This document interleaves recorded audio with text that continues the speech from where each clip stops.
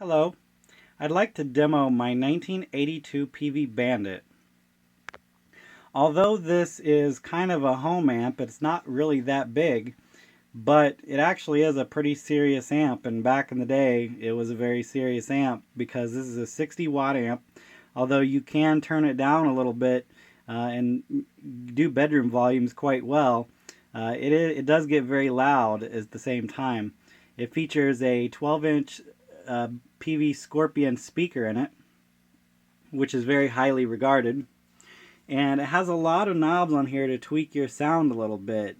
A lot of practice amps you'll run into is something where it has the gain channel is basically you press a button and it gets loud and it breaks up, but that's pretty much it. You really can't tweak a whole lot. This here has a lot of features that you won't find on smaller amps like the Peavey Rage or the Envoy and the Studio Pro have some of these features, but this here is actually pretty much one of the flagship models. There may have been a model higher than this if you wanted like two 12-inch speakers and stuff.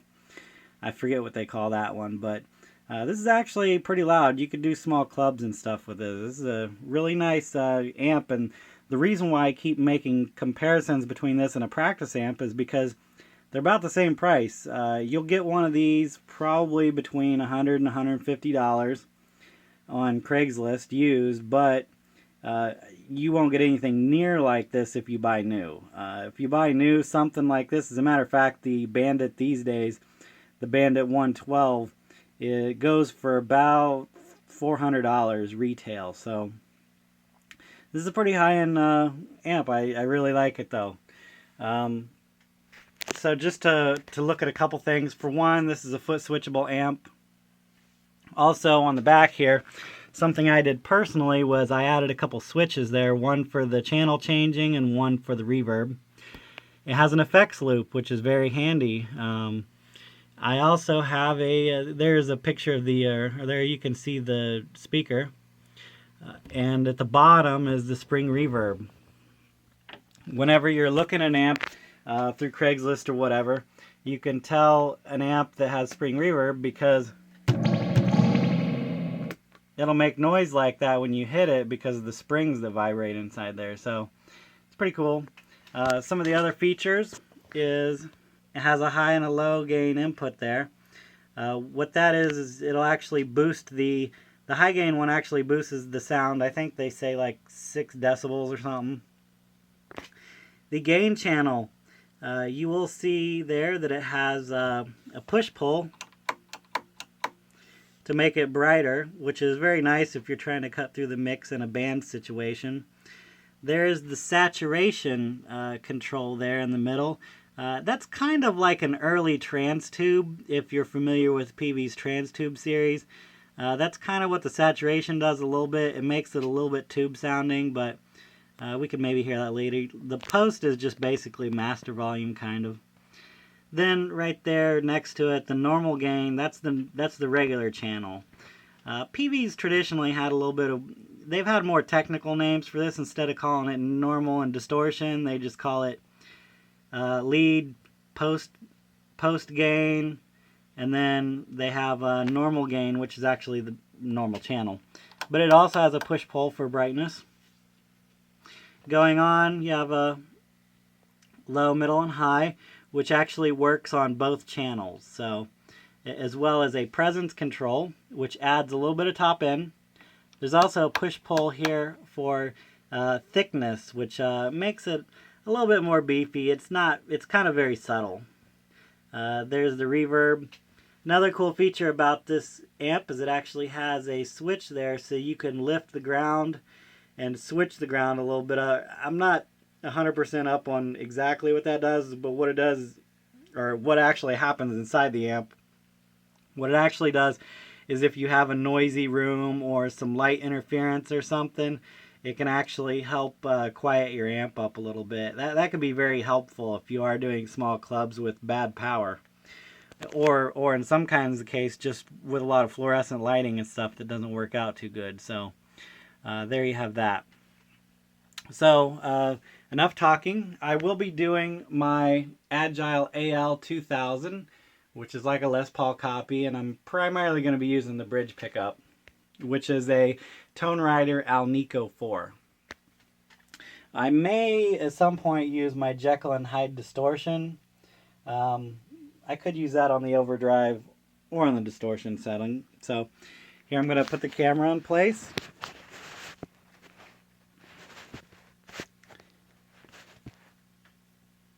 And let's see what we got here. So here's the clean setting.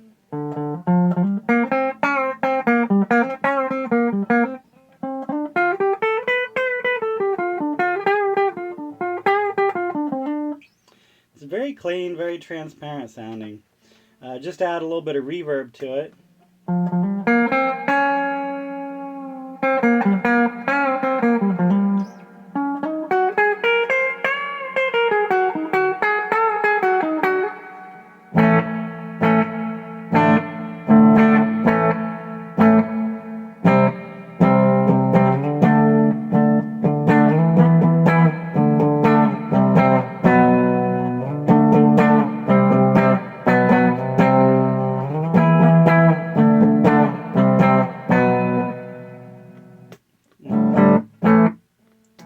I'm going to turn the reverb down a little bit.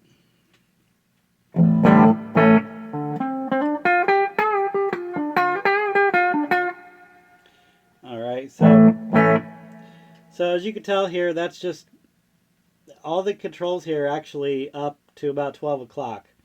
So if I want to brighten it up a little bit,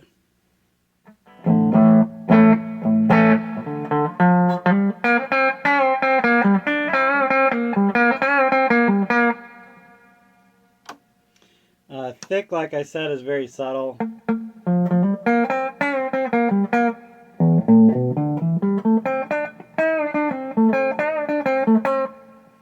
That could be a little bit useful if you were doing jazz or something.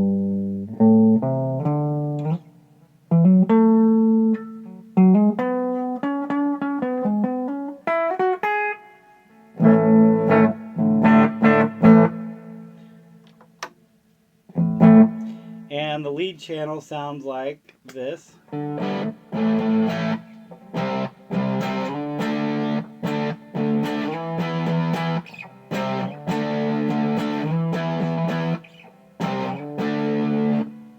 And that there is no pedals or anything.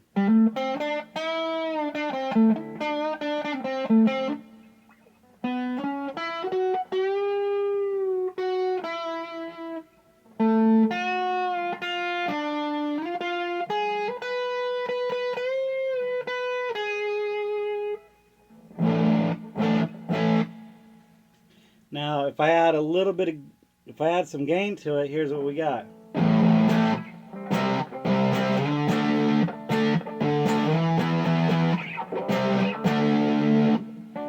I find that if I turn the saturation all the way up, it gets a little wild, maybe a little bit.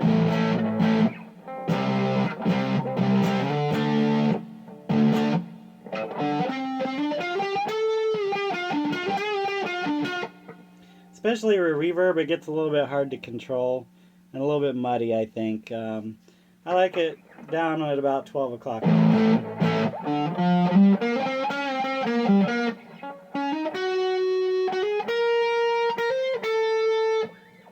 So there you have that. If I brighten it up a little bit,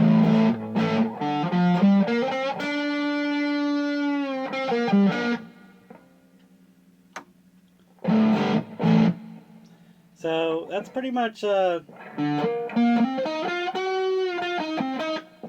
just keep in mind that I didn't change any of the high, middle, or low. So I mean, you can, the sky's the limit there as far as control. And like I said, you can actually that high, middle, low will actually take effect on the normal and on the gain channel. So very useful.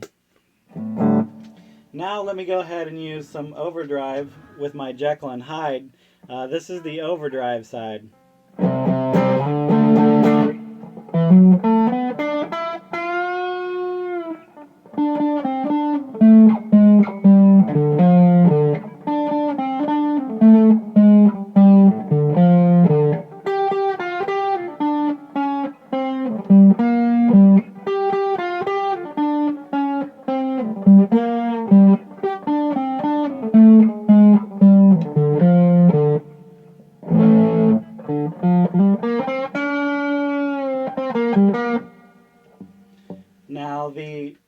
distortion side, a lot of people say this distortion is kind of martially, kind of going after what a lot of people call a shred master pedal. So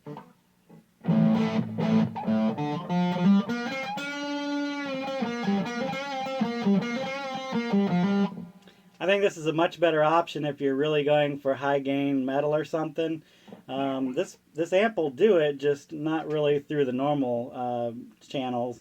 If you put a pedal in front of it, I think it sounds very nice.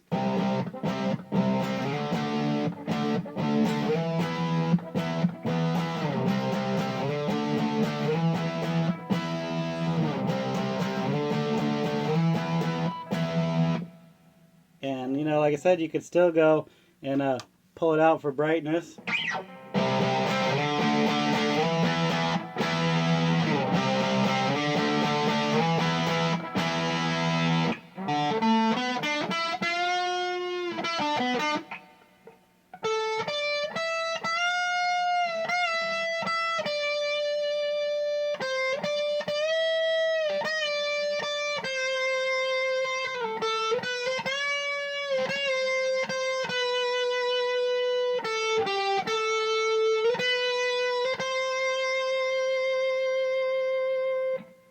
So I think it works very well as a pedal platform.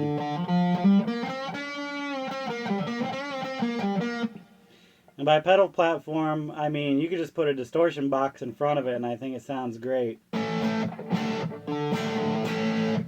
think if you're just using it in your garage or in the garage or basement or something like that, I think that the overdrive channel works good enough that, you know, just for practice, it's not bad.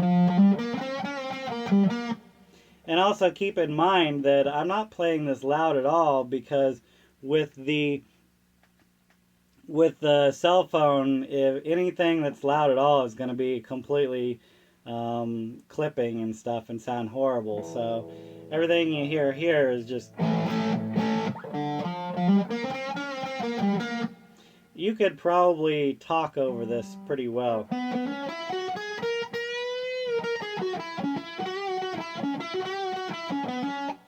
Because you could see, just before I go, I will show you. Look at where that volume is. Look at where that volume is. That's why it's as quiet as it is. So, yeah, I really dig this amp. Other than the fact that I have this, which is a little bit newer version of it. Other than that, I mean, I would probably be keeping this thing. I got it for a very good price, and I really like it. But anyways, thank you very much for watching.